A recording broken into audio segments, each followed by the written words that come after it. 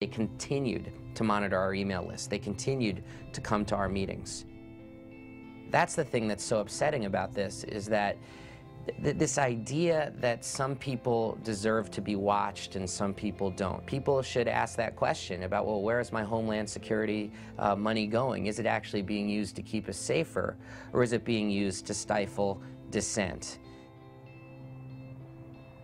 We know that when you go to your anti-war group or your environmental group, there may well be someone there, and this is right out of COINTELPRO. We did this in the 60s and 70s until there were laws against it. Congress took action. Those have been undone.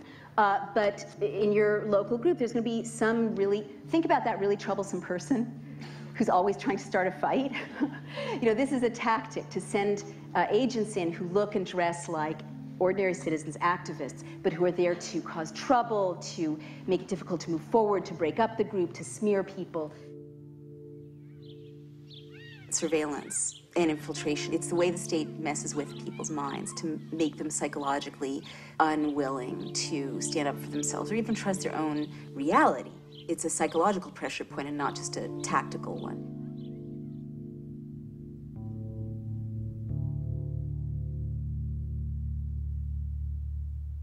The Bush administration says a president's warfighting powers include authority to detain enemy combatants, even when they're U.S. citizens.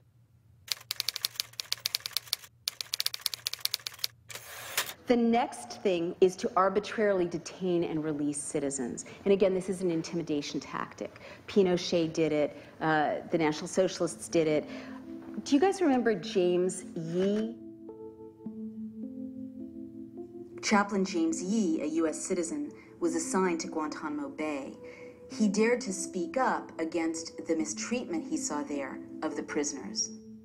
I raised concerns about the abuses that were occurring, how specifically religion was being used as a weapon to try and break these individuals.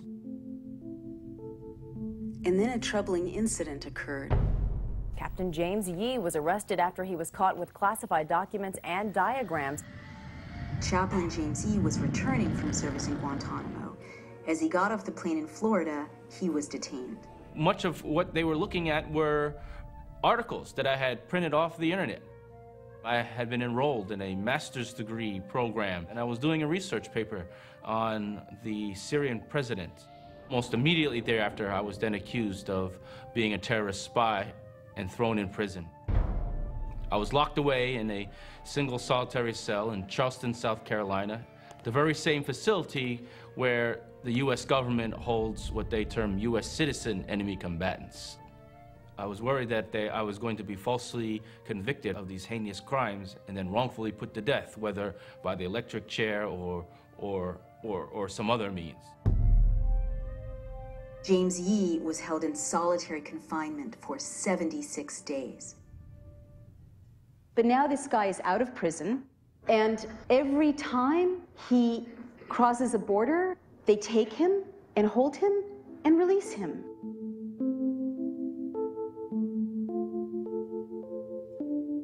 My life would be forever affected by the constant surveillance that the American government puts on its U.S. citizens.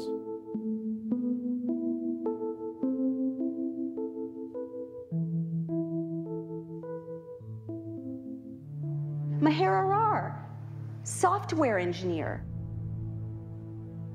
Maher Arar, a Canadian citizen, had been vacationing with his family in Tunisia.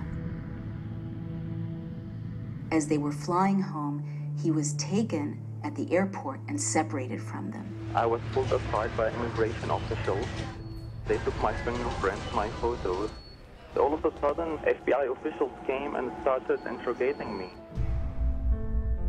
He was stopped at JFK, pulled out of line, interrogated all day, and then taken to the Metropolitan Detention Center in New York.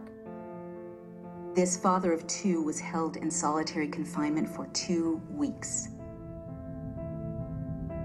He repeatedly asks for his attorney. He tells them he'll be tortured in Syria. He tells them he doesn't want to go to Syria. He was then taken via Jordan to Syria, where he is detained for a year. There was no light in there. It was 3 feet wide, 6 feet deep, and 7 feet high. was a torture chamber. He was whipped with an electrical cable. He was interrogated for up to 18 hours a day. First time they beat me, I was in the chair. He showed me the cable, and he started beating me all over my body. No one knew for the first 2 weeks in Syria where he had been removed because the US government wouldn't tell people. Maher Arar was kept in a grave-like cell and tortured for over 10 months.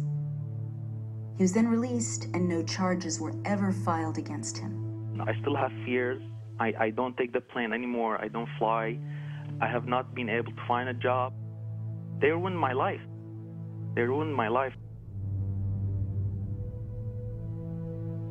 The idea that the president could simply pick up any person in the world and hold them in an offshore prison, hold them forever, is really a shock. And that goes against everything that a legal system or that a democracy or that a republic ever stood for.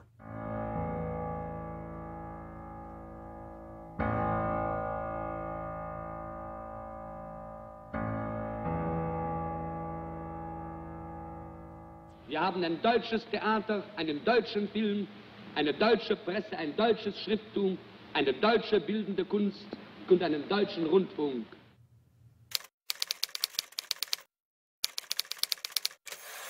The next thing that always happens, the seventh step, is the targeting of key individuals. Goebbels was so good at this. He systematically targeted people who were not in alignment with the regime. So you start to see key individuals, visible individuals, kind of singled out to be punished or have repercussions, career repercussions.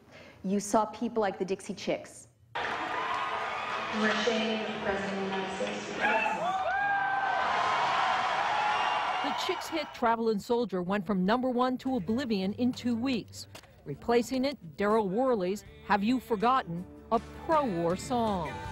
It wasn't a local type of thing where people, and there wasn't an aspect of that, but for the most part, it was coming down from the top. You are not allowed to play the Dixie Chicks. One random comment, they wished Bush wasn't from Texas. Next thing you know, Clear Channel, which has close ties to the White House, is making sure that radio stations are not playing their music. We don't have a stage and a microphone. All we have is our checkbook when we go pay for the CDs and the tickets and the T-shirts and all the stuff we've paid too much money for. And then, another one of these echoes, you hear about spontaneous CD burnings of Dixie Chicks CDs all over the South. And you know there's something funny going on with this because CDs don't burn. What does this echo? Book burnings, of course. In April of 1933, Goebbels orchestrated spontaneous book burnings where students were supposed to pile up books by people who were critical of the regime and trash them, set them on fire. You saw people like Dan Rather, a critical report of Bush's service. CBS News, 60 Minutes, and this reporter drew fire today over our reports that raised questions about President Bush's military service record. Subsequently, the White House put so much pressure on his employer that Dan Rather now claims in a lawsuit that his employers caved to White House pressure and drove him out of his job. The central thing here is you can't have freedom of the press if you're going to have large, big corporations and big government intruding and intimidating in newsrooms. The chilling effect on investigative reporting is going to be something we don't want to see. Many visible people, silent Valerie Plame. My name and identity were carelessly and recklessly abused by senior government officials in both the White House and the State Department. She was singled out to punish her husband, who had blown the whistle about the president's lie about yellow cake uranium. After a CIA-sponsored trip to Africa, her husband, Joe Wilson, wrote this article attacking the rationale for war, that Iraq had weapons of mass destruction. Dick Cheney was furious, and when he found out Wilson's wife worked at the CIA, he wanted to use her to discredit him. It's claimed in retaliation, Scooter Libby leaked the fact that Wilson's wife, Valerie Plame, was a CIA operative. And you're convinced that's why they did it, is because they didn't like what you were saying? Well, I actually think that it was more nefarious than that. I think that they were doing it because they had every intention of trying to protect the cover-up